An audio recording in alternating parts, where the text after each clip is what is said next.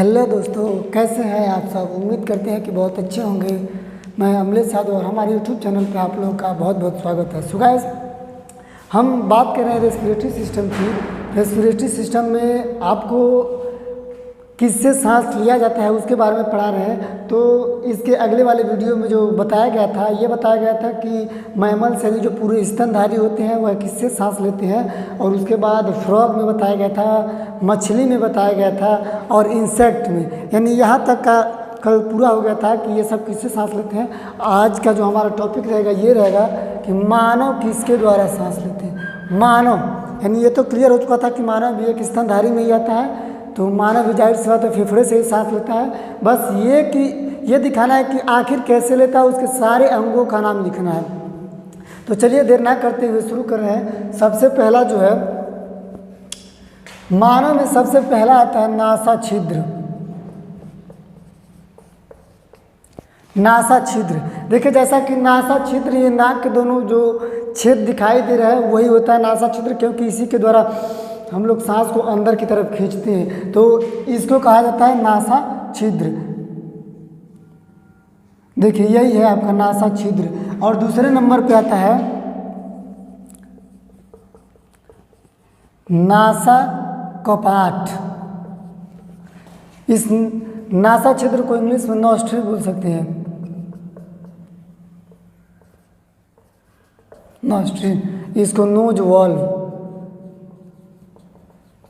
देखिए नासा छिद्र तो क्लियर हुआ। नासा छिद्र जो आपका जो नाक के दोनों क्या है जो छेद है वही दिखाई देते हैं। नासा कपाट क्या होता है? नासा कपाट नाक से आप थोड़ा जैसे ऊपर करके आएंगे, देखिए ये वाला पार्ट आपका जो है इसे बोला जाता है नासा कपाट या फिर नोज वाल्व इसे कहा जाता है। आप नाम सुने होंगे, लोग भोजपुरी भाषा में कहते हैं कि विनाश फूट गया या फिर इसको विनाश फूट गया। आप किसी को मार देते हैं, चोट लग जाता है तो ब्लड निकलना शुरू हो जाता है, तो इसी को बोला जाता है नोज वाल्व यानी नासा कपाट। देखिए ये वाला आपका हो गया नासा छिद्र और ये वाला पार्ट हो गया आपका नासा कपाट। ये अब नीचे उतरेगा यहाँ से।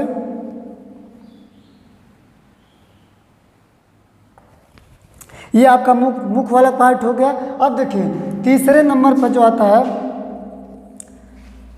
ग्रसनी। ग्रसनी होता है। ग्रसनी आप देखेंगे कि आप जब ये हो गया क्या बोलते हैं नासा छिद्र, नासा कपाट, ग्रसनी, जहाँ पर नाक और मुंह दोनों का क्या होता है, दोनों का रास्ता एक पास मिला रहता है। यानी आप बोल सकते हैं कि मुंह के अंदर जाने वाली जो पाइप दिखाई देती है, जो छिद्र दिखाई देता है, वही क्या कहलाता है? वही कहलाता है आपका ग्रसनी। क्लियर हुआ ग्रसनी? तो ग्रसनी के बाद जो होता है पहले देख लीजिए, ग्रसनी को इंग्लिश में फेरिंग्स कहा जाता है। फेरिंग्स। चौथे नंबर पे जो आता है, चौथे नंबर पे आप कहेंगे इसे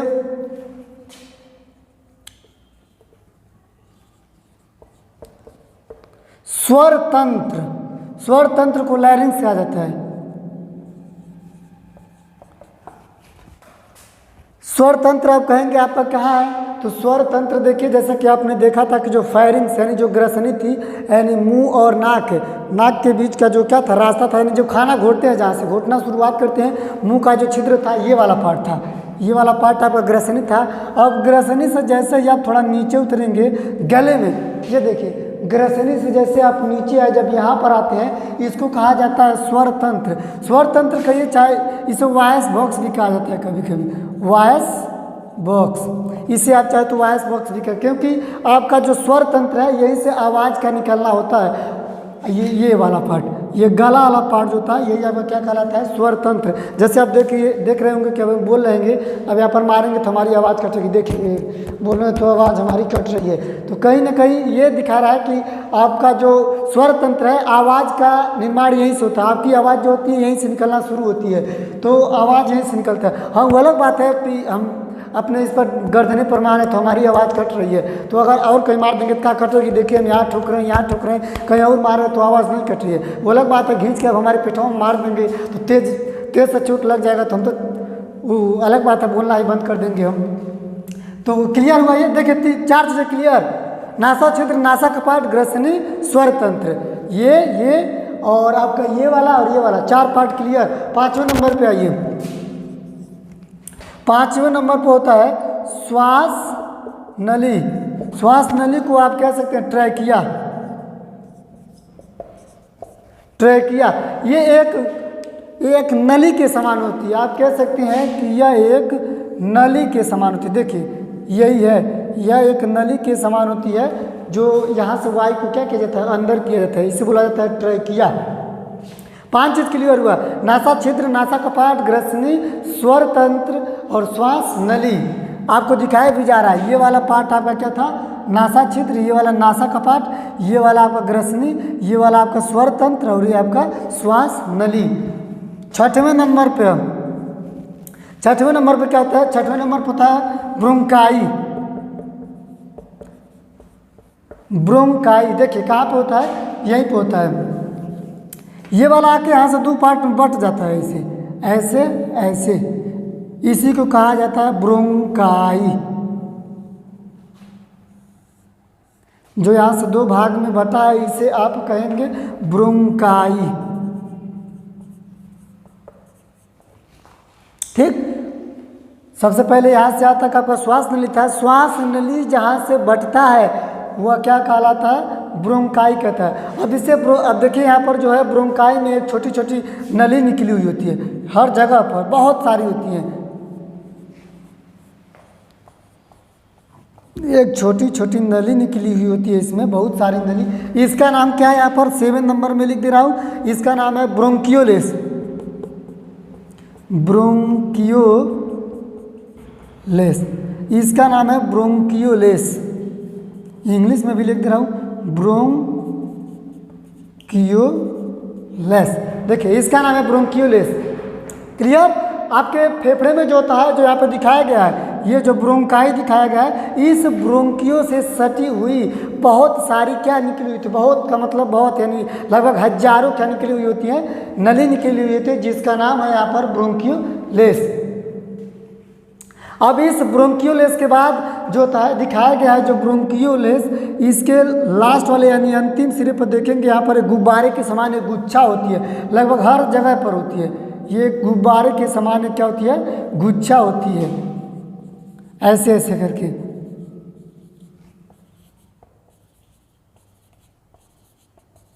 इसका नाम क्या है, तो इसका नाम आप कहेंगे वायु कोष्ठक। हिंदी में कहेंगे इसे वायु कोष्ठक, वायु कोष्ठक। इंग्लिश में एल्वियोली, एल्वियोली आप ये कहेंगे इंग्लिश में इसको। तो देखिए वायु कोष्ठक जो है, वायु कोष्ठ ही जो होता है ये सबसे महत्वपूर्ण होता है। आपको दिखाई दे रहा होगा जो ये, क्योंकि ये गुच्छे यानी गुब्बारे की समान संरचना है, तो कहीं ना कहीं ये सब तो एक रास्ता है। देखिए ये सब एक पथ है, यहीं से जो है वायु को हम अंदर लेना शुरू करते हैं, आते आते आते आते यहाँ से नली के द्वारा ये जो एल्वियोली दिखाई दे रहा है यानी वायु कोष्ठक दिखाई दे रहा है, आपका हवा और यानी जो एयर होता है यहीं पर आके क्या होता है, स्टोर होता है। बाकी ये इसकी बाहर की संरचना को देखे तो ऐसे ऐसे दिखाई देता है, इस टाइप से करके ऐसे। तो फेफड़ा ये थोड़ी ना होता है, फेफड़ा ऐसा नहीं है। हम लोग देखते हैं या फिर कहते हैं कि फेफड़ा, लेकिन ये नहीं है। ये तो आपका आप बोल सकते हैं कि एक प्रकार का बाउंड्री है, इसके अंदर ना सब कुछ है। देखिए इसके भीतर वहाँ सब कुछ है, इसे तो हम केवल बाउंड्री कह सकते हैं। आपको देखने में लगता है कि बच्चे लोग कहते हैं कि फेफड़ा, मेन काम तो देखिए यहाँ पर हो रहा है। जो एल्वियोली है वायु कोष्ठक, एक्चुअली में आपका पूरा का पूरा हवा कहाँ पर आके, यहाँ पर आके स्टोर हो रहा है, तो और फिर यहाँ से होकर कहाँ निकलता है, बाहर जाता है। ये तो एक प्रकार का बाउंड्री है। तो देखिए मानव में जो है इतने सारे नासा छिद्र, नासा ग्रसनी, स्वर तंत्र, श्वास नली, ब्रोंकाई, ब्रोंकियोलेस, वायु कोष्ठक, यानी लगभग से लगभग आपका 8 चीज़ों का नाम यहाँ पे लिया गया है। तो 8 चीज़ें यहाँ पर दिखा दी गया है, ये वाला, ये वाला, ये वाला, ये वाला और ये। ठीक। तो सबसे महत्वपूर्ण इसमें क्या है, आप यही याद रखिएगा कि आपका जो वायु होता है कहाँ पर स्टोर होता है। आपका वायु जो होता है स्टोर होने का काम करता है एल्वियोली में। पूछता है क्वेश्चन यहाँ से, यानी फेफड़े के किस भाग में वायु का भंडारण होता है, यानी वायु कहाँ पर रुकता है, तो आप कहेंगे वायु का स्टोर होना कहाँ पर होता है, एल्वियोली में होता है। ठीक। अब देखिए, अब यहाँ से जो है एक चीज़ और जानना है आपको कि निमोनिया का नाम आप सुने होंगे। निमोनिया जो होता है खासकर बच्चों में ज़्यादा होता है और बूढ़े में भी ज़्यादा होता है। तो निमोनिया किसकी वजह से ज़्यादा होता है? निमोनिया जो होता है इसकी वजह से होता है कि क्योंकि जो आपका एल्वियोली होता है यहाँ पर वायु भरने के बजाय यहाँ पर क्या भर जाता है? पानी भर जाता है। तो पानी जब भर जाएगा तो जाहिर सी बात है इसमें वायु जा ही नहीं पाएगा। आपको मालूम होगा कि इसमें जब वायु का इकट्ठा होता है यानी वायु स्टोर होता है यहाँ पर। तो जब यहाँ पर पानी आ जाएगा तो हम वायु को कैसे अंदर करेंगे? जब वायु को अंदर कर ही नहीं पाएंगे तो जाहिर सी बात है यहाँ पर क्या हो जाएगा? पानी भर जाएगा। जब पानी भर जाएगा तो हम ऑक्सीजन ले ही नहीं पाएंगे, और जब ऑक्सीजन नहीं ले पाएंगे तो हमारी क्या हो जाएगी? डेथ हो जाएगी। तो एक्चुअली में यही रीज़न होता है, ज़्यादा से ज़्यादा करके निमोनिया लोग क्या होते हैं, या तो बच्चे या तो बूढ़े मर जाते हैं। और बात करें हम वायरस की, कोरोना वायरस जो चल रहा था अभी हाल ही में, तो क्या हो रहा था? कोरोना कैसे अटैक कर रहा था? कोरोना जो है आपके डायरेक्ट एल्वियोली में आके इकट्ठा हो जाता है। एक्चुअली में क्यों मरते हैं लोग? ये पूरा का पूरा थोड़ी ना खराब होता है। ये तो अभी बोला हूँ, ये एक प्रकार का बाउंड्री है। आपका जो मेन पार्ट है इसमें एल्वियोली है, इसी में क्या होता है? वायु जो है इकट्ठा होता है। तो कोरोना जो होता है रास्ते से आकर इस नली से आकर कहा ये जो एल्वियोली होता है वायु कोष्ठक होता है, उसी में आके सभी लोग इकट्ठे हो जाते हैं। और जब उसमें इकट्ठे हो जाएंगे तो हम सांसियाँ लेने का जगह ही नहीं बचता, ऐसे ऐसे उल्टा पुल्टा सांस लेते रहते हैं हम लोग। जब इसमें भर जाएंगे कोरोना, जब कोरोना इसमें आ जाएगा तो कहाँ हम लोग सांसियाँ नहीं ले पाएंगे। जाहिर सी बात है सांस लेने के लिए क्या हो जाएंगे? उतावले होकर मर जाएंगे आप। तो कुछ ये रीज़न है। आप बहुत सारे ऐसी बीमारी होंगे, टीबी का भी नाम सुने होंगे। टीबी जो होता है बैक्टीरिया के कारण होता है। उस बैक्टीरिया का नाम है बैक्टीरियम ट्यूबरक्लोसिस। उस बैक्टीरिया का नाम है जिसके कारण टीबी हो जाता है। तो वह बैक्टीरिया क्या करता है? वह बैक्टीरिया जो है कि इस एल्वियोली में आके इस सारे के सारे एल्वियोली को ही खा जाता है। जो वायु कोष्ठक है एकदम से खा के जैसे आप देखे होंगे कि कोई भी चूटी वगैरह चाल देती है, उसके चाल के इधर से उधर छिद्र कर देती है, वैसे इसको खा के छिद्र कर देते हैं। और जब छिद्र कर देंगे जाहिर सी बात है ब्लड पूरा इधर से उधर हो जाता है। उसमें आप क्या बोलते हैं, खांसते हैं या फिर उल्टी करते हैं तो साथ में क्या होता है? ब्लड आ जाता है। तो क्या होता है, चाहे टीबी हो चाहे निमोनिया हो, तो कोई भी बीमारी हो अधिकतर करके खासकर इसी के रीजन से होता है। हालांकि पहले तो नहीं पता चल पा रहा था, लेकिन अब जो है पता चले, क्योंकि अब विज्ञान जो है टेक्नोलॉजी इतनी आगे आ गई है कि हर चीज़ का पता लगाया जा रहा है। पहले ऐसा होता था पहले के ज़माने में कि केवल निमोनिया के कारण लगभग भारत में लाखों लोगों की मृत्यु होती थी हर साल, लाखों से ऊपर, चाहे टीबी हो चाहे निमोनिया हो। अब तो टीबी और निमोनिया एक प्रकार का खेल बन चुका है, बहुत आसानी से लोग अच्छे हो जा रहे हैं क्योंकि विज्ञान बहुत आगे आ गया है। तो क्लियर हुआ आपको निमोनिया, टीबी और वायरस जैसे बीमारी किससे क्या खराब होता है? आप ये नहीं कहेंगे कि हमारा पूरा फेफड़ा खराब होता है ना, आपका केवल जो एल्वियोली होता है यानी जो वायु कोष्ठक होता है वही ग्रसित होगा। अगर आप इसे बचा लेंगे, अगर ये आपका बच जाएगा तो सब कुछ ठीक रहेगा। ठीक, तो देखिए अब जो है इसके नीचे जो सबसे महत्वपूर्ण भाग है, ये जो अभी आप बनाए हैं ऐसे करके, ये जो बाउंड्री आप बनाए थे, यहाँ पर देखिए एक बहुत ही जरूरी का अंग पाया जाता है। एक देखिए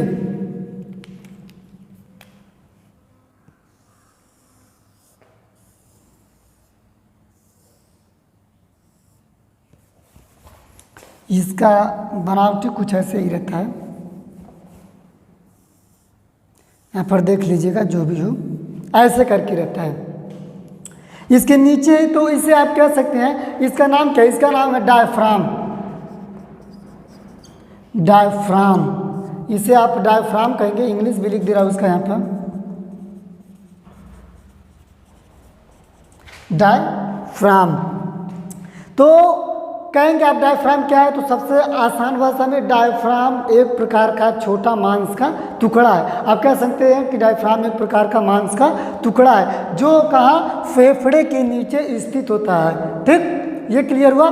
तो डायफ्राम आप कहेंगे तो क्या करता है, इसका काम क्या है? तो देखिए डायफ्राम जो है आपके फेफड़े में बहुत ही महत्वपूर्ण अंग निभाता है, बहुत ही महत्वपूर्ण कार्य करता है। आप जो सांस लेते हैं ऐसे करके फिर उसको बाहर निकालते हैं, ये सब किसकी वजह से होता है? ये सब इसी की वजह से होता है। ऑक्सीजन को खींचना, ऑक्सीजन को फेंकना, कार्बन डाइऑक्साइड को फेंकना, ऑक्सीजन को खींचना, ये सब इसी के कारण होता है। वरना ये सब तो कुछ नहीं कर पाते। ये सब तो एक प्रकार का रास्ता है, यहाँ पर केवल इकट्ठा हो रहा था और फिर उसको बाहर कौन निकलवाएगा? ये निकलवाएगा। तो कहने का मतलब यही है कि जब हम सांस लेते हैं ऐसे, तब ये जो होता है डायफ्राम हमारा, ये जो पूरा का पूरा यहाँ से यहाँ तक दिखाया गया है, ये डायफ्राम नीचे की तरफ जाता है, यानी जब नीचे की तरफ दबता है तब हम लोग सांस लेते हैं, और फिर जब ऊपर की तरफ क्या करता है, ऐसे करके धक्का देता है, तब हम ऐसे करते हैं, यानी बाहर की तरफ जो भी हो कार्बन डाइऑक्साइड वगैरह निकालते हैं अपना। तो अब हम ये कह सकते हैं कि सबसे महत्वपूर्ण भाग यही है